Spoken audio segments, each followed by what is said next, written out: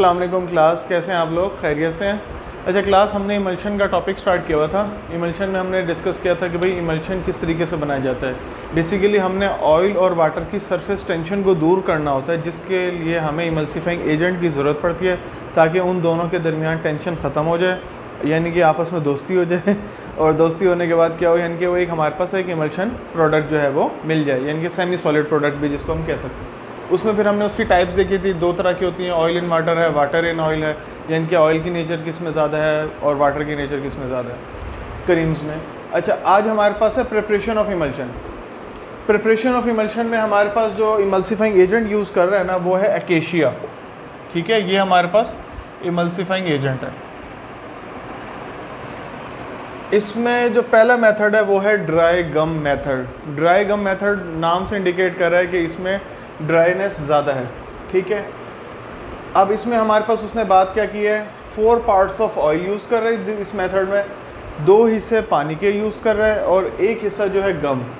इन 3 चीज़ों को वो यूज़ कर रहा है। लेकिन इसमें जो सबसे इंपॉर्टेंट चीज़ है वो ड्राई गम मेथड में वो ये है कि आपने इसमें जब ऑयल के साथ ये बाकी इंग्रेडिएंट्स डालने हैं, जैसे फ्लेवरिंग एजेंट है, स्वीटनिंग एजेंट है, ये सारे डालने, इसके बाद आपने इमल्सिफाइंग एजेंट को ऐड करना है, एकेशिया को। एकेशिया के ऐड करने के बाद आपने फाइनल वॉल्यूम वाटर का इसके अंदर पूरा करना है, तो फिर हमारे पास जो है ये मेथड पूरा होता है।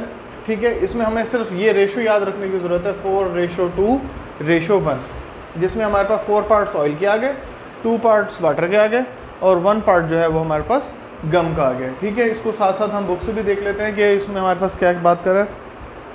अच्छा, एक और चीज़, ड्राई गम मेथड को हम कॉन्टिनेंटल मेथड भी कह सकते हैं। अगर पेपर में आपके पास सवाल आ जाता है define continental method end of emulsion, तो आप कंफ्यूज ना हो जाएंगे, हमने तो ड्राई गम मेथड पढ़ा था। ड्राई गम मेथड को हम कॉन्टिनेंटल मेथड भी कहते हैं।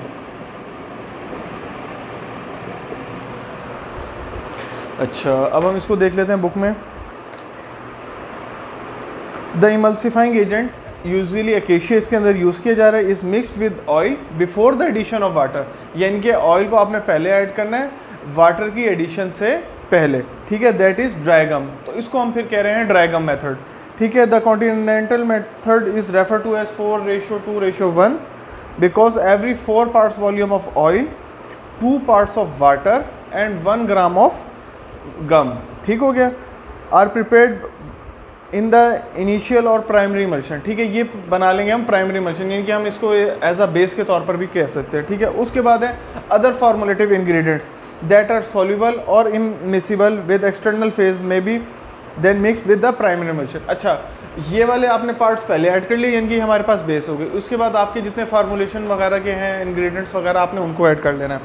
फिर जब ये आपने अपने सारे नेसेसरी इंग्रेडिएंट्स मिक्स कर लिए इसके अंदर, ऑयल के अंदर, तो फिर आपने उसके अंदर अपना फाइनल वॉल्यूम को ऐड कर देना है। जब आप फाइनल वॉल्यूम को ऐड करेंगे तो हमारे पास जो है ये ड्राई गम मेथड पूरा हो जाएगा, यानी कि उसको आप ग्रेजुएट कर लेंगे। The emulsion is transfer to a graduate and made to a volume with water.